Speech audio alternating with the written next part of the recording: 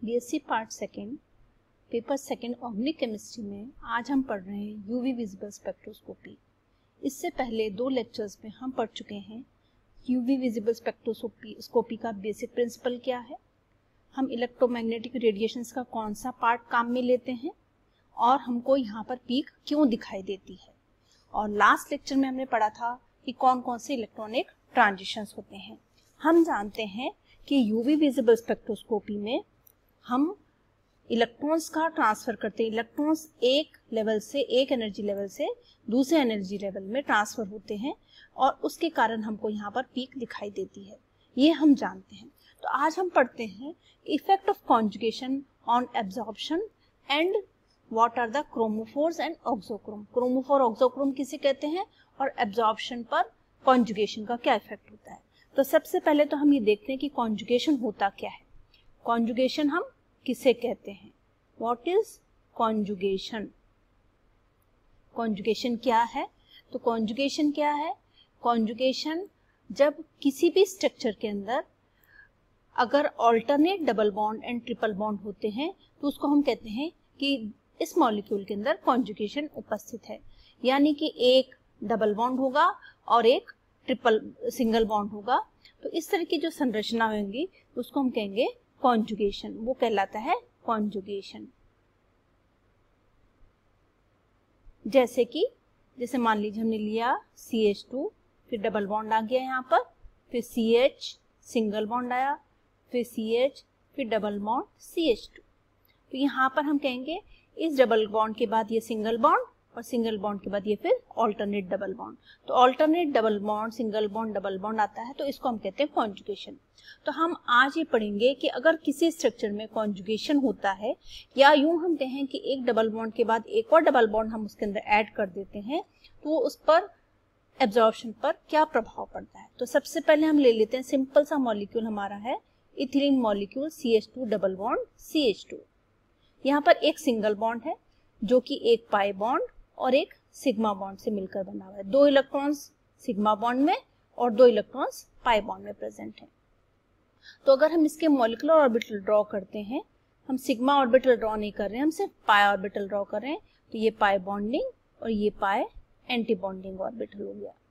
2 electron जो कि यहाँ पर प्रेजेंट है, दोनों इलेक्ट्रॉन जो कि पाई के इलेक्ट्रॉन्स हैं।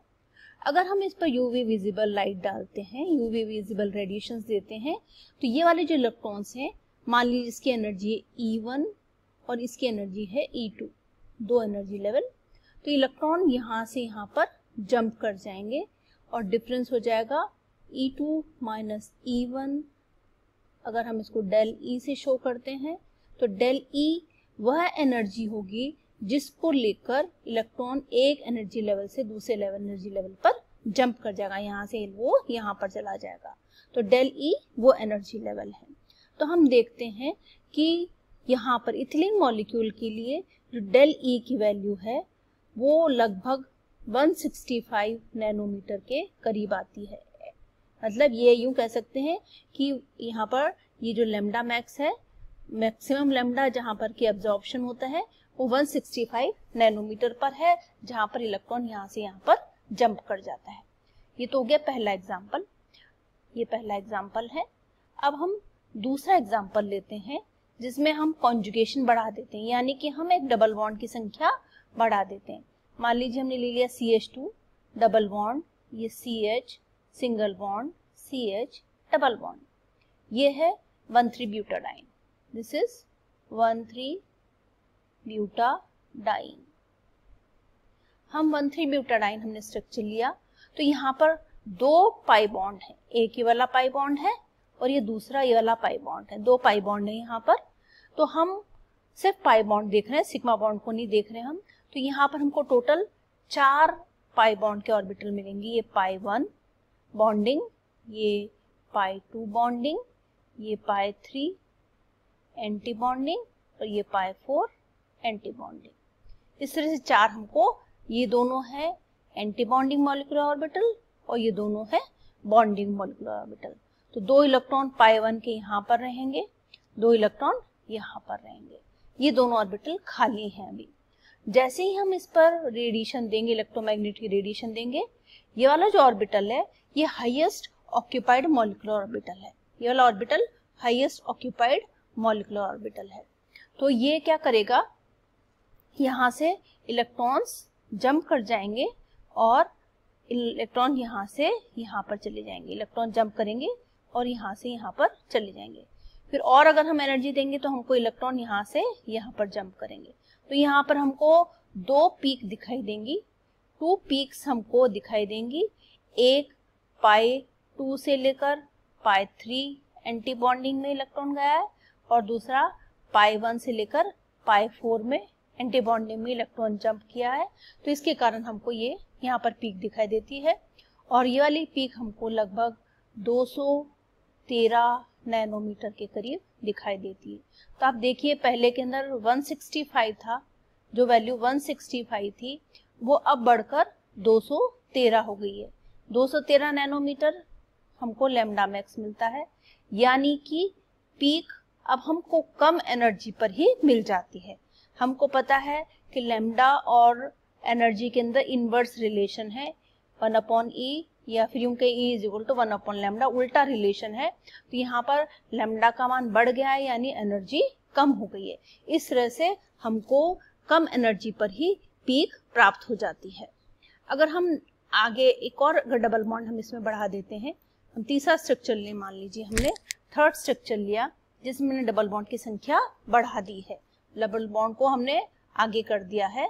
तो क्या होगा उसके अंदर हम देखते हैं कि अब थर्ड एग्जाम्पल हमने यहाँ पर डबल बॉन्ड, थर्ड एग्जाम्पल हम ले लें कि यहाँ पर हमने डबल बॉन्ड की संख्या बढ़ा दी है।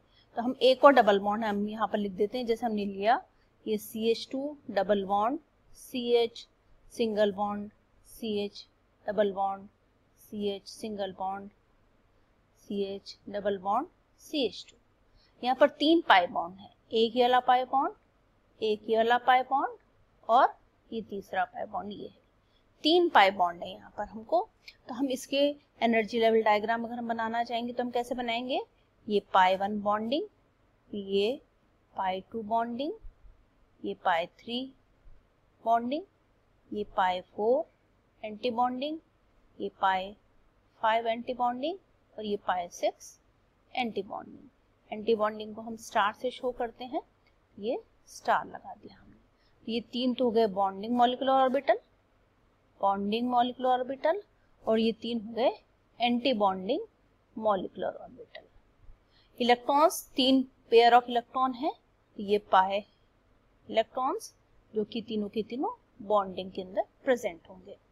अब हम इनको इलेक्ट्रोमैग्नेटिक रेडिएशन देते हैं।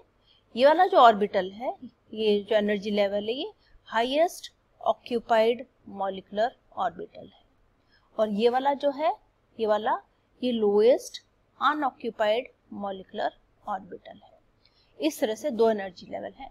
सबसे पहले यहाँ से यहाँ पर शिफ्टिंग होगी, फिर यहाँ से यहाँ पर जाएगी और थर्ड यहाँ से लेकर लास्ट वाले में जाएगा। तो ट्रांसफर होंगे इलेक्ट्रॉन्स का π3 से π4 एंटी बॉन्डिंग, π2 से π5 एंटी बॉन्डिंग और π1 से π6 एंटी बॉन्डिंग। इससे इलेक्ट्रॉनिक ट्रांसफर शिफ्टिंग यहाँ पर होगी और हमको 3 पीक हमको दिखाई देगी, और मेन पीक जो कि हमको यहाँ पर दिखाई देगी, जिससे कि हम पहचानते हैं कि यहाँ पर ट्रिपल बॉन्ड है, वो होगी 256 नैनोमीटर पर। तो हम देखते हैं कि कॉन्जुगेशन जैसे ही हम बढ़ा रहे हैं, एक डबल बॉन्ड था, अगर जब एक डबल बॉन्ड प्रेजेंट था मॉलिक्यूल के अंदर, तो हमको पीक दिखाई दे रही थी लगभग 165 नैनोमीटर पर। अगर एक डबल बॉन्ड की संख्या हमने बढ़ा दी, 3 डबल बॉन्ड होंगे, 2 डबल बॉन्ड हो गए जहां पर, तो वो हो गया 213 नैनोमीटर पर।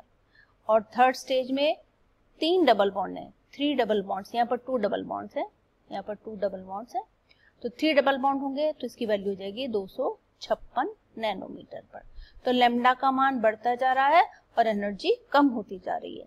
तो क्या इफेक्ट है कॉन्जुगेशन का, कि जैसे ही हम कॉन्जुगेशन इंक्रीज करते हैं तो हम लैम्डा के मान के अंदर वृद्धि होती है, लैम्डा का मान बढ़ जाता है, या यूं हम कहें कि एनर्जी का मान कम हो जाता है, कम एनर्जी पर ही एब्जॉर्प्शन हो जाता है। तो ये दोनों के अंदर रिलेशन है, जैसे जैसे एनर्जी कम होती जाती है लैम्डा का मान बढ़ता जाता है। और ये किस पर डिपेंड कर रहा है, as we increase the number of double bonds. Double bonds अगर हम इंक्रीज करते जाते हैं तो एनर्जी कम होती जाती है और लैम्डा का मान बढ़ता जाता है। यही कारण है कि टोमेटो में अगर हमको 14 डबल बॉन्ड प्रेजेंट होते हैं, यहाँ पर 14 डबल बॉन्ड प्रेजेंट है, इसके कारण ये हमको रेड कलर का दिखाई देता है। यहाँ पर एक पिगमेंट है लाइकोपीन, और वो लाइकोपीन के कारण लाइकोपीन है, और लाइकोपीन के अंदर 14 डबल बॉन्ड प्रेजेंट है, इसके कारण हमको ये कंपाउंड कलर्ड दिखाई देता है, और हमको जो स्ट्रक्चर है वो इसके कारण दिखाई देता है। अब नेक्स्ट बात करते हैं हम क्रोमोफोर किसे कहते हैं और ऑक्सोक्रोम किसे कहते हैं। What are chromophores and auxochrome. Auxochrome और क्रोमोफोर क्या होते हैं, इसकी बात हम करते हैं। तो हम देखते हैं, जो हम लिख देते हैं क्रोमोफोर एंड ऑक्सोक्रोम।